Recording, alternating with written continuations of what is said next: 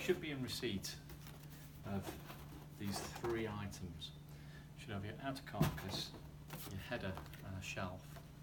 To assemble these, put the concertina open the carcass. Make sure the base flaps are just folded down at 90 degrees. And you'll notice on each corner there's these little click locks. You may need to slightly concertina the display. Pop all of these in turn.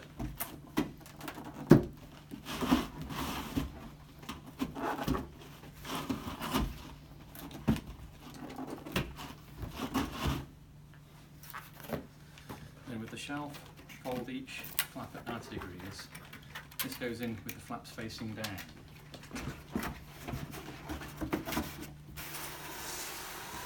And then should rest on the click locks. And finally, you should have your header. Ensure the two outer components are on the inside, preferably with the glue lap to the back. And your unit is ready to load with the bags.